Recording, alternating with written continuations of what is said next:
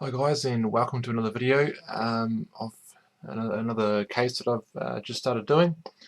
This is the NZXT Phantom 410. I got it sponsored to me by NZXT, which was really nice of them. It came in white originally, and then I went and got it painted to have a black and orange theme. So it's it's all fully black apart from the orange trim.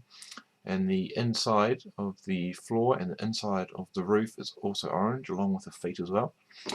I've also, as you can see, the fans, they're going to be they are Zigmatech 120mm fans, and I'm going to be having a 360mm rad in the front, as you can see, push-pull, and I've also got a 240 rad which will be going on the top as well with the Zigmatech fans. As you might see, the motherboard tray is missing, but that'll be coming up in quite a little while. Well, I've got it here. I'll show you in a second. But yeah, so the cabling, I've used MD-PCX, and I'm using the AX850, and this here is the cabling that I'll be using. I sleeved this myself. It took a good few hours just to do this, so it's quite an intense job. So here's a 24 pin. And here's the ends. Oh, there are the ends.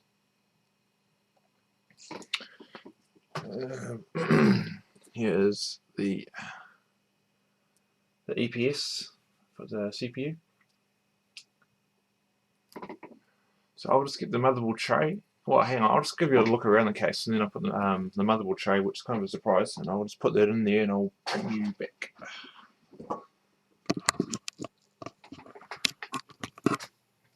So also, as you can see, is the power supply fan. I have switched over for a Zigmatech one. And I'm just going to give you a little talk about the airflow around the case. So I'll talk to you about after I get the motherboard tray, because it'll make a bit more sense. But yeah, so I'll be having the rads in the front like that, and then it's the top of the case, so it's a nice orange. It looks a bit light on the camera, but I assure you it's a little bit darker. So, and with the front of the case,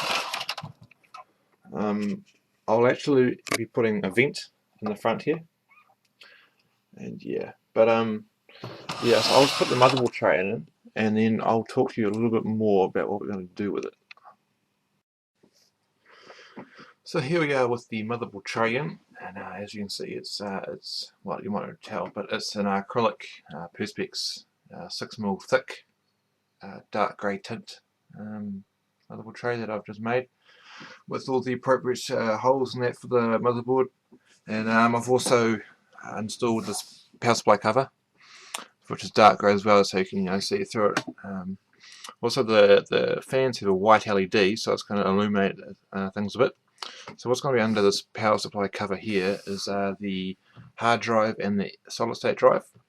I was thinking about having the hard drive mounted to the back of the motherboard, but because there's actually a lot of room behind the motherboard tray, but it was probably about 3mm too fat, so unfortunately I couldn't. But yeah, so now we'll talk about the airflow. So what we're going to have is we're going to have the radiator up front here, bringing air in, and then this will be bringing air in. This is because if I was to have the airflow going this way, so with these fans here, it'd be blowing straight into this, which is kind of pointless, and I'd have to have a vent on the back of here or something like that to cut out for the air to go through. So what this is enabling me to do is just bringing in cooling air straight in and across like this. So it'll be cooling just the north bridge here, with the heat sinks up here, and some cross current to get the south bridge. Now, air is not really going to be pulled to the power supply, because with the AX850 it's got a smart control, so it only comes on when it's under intense load, when it's a certain power draw. But yeah, so it's a little bit different. I've had a few bit of negative feedback about it, but at the end of the day, this is how it's going to go. And with the vent in the front, I think it'll be right. So, and really with water cooling, it's all about aesthetics. And also when I say the front of the case, if I flip it around, I like seeing the front of the fans rather than the back, because it's not as nice to look at. If I use it as a showcase or something like that, it'll just look nicer and more appealing. So just give you some specs about what I'm going to be doing with it. I'm actually going to be having try and get the new Z77 the new gigawatt board. It's actually black and orange and looks fucking mint. And then I'll be having a 150mm reservoir mounted here, just to the side of that Perspex. And then I'll be having a MCP 355 sitting just on a Velcro piece. And yeah, and then that 24 pin will just go through the slot and go over the res. And the CPU block is the EK Perspex acrylic piece, sorry. That'll be the CPU block, unused, brand new. And I'll be having a GTX 680, a Corsair Force 3 120 gig drive, and a Western Digital 2TB drive, and a 2600K. Now, unfortunately, my 2600K and my G1 Sniper 2 died. Like cunt. The CPU phase, the power on the motherboard died, and then it killed my CPU. So fucking both those had to get replaced. Yeah, it's taking a long time. It's been like 2-3 weeks now, so I'm still waiting.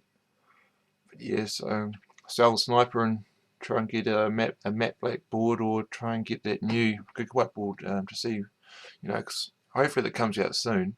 It looks mint. I'll put a link down in the description to it, to all who haven't seen it.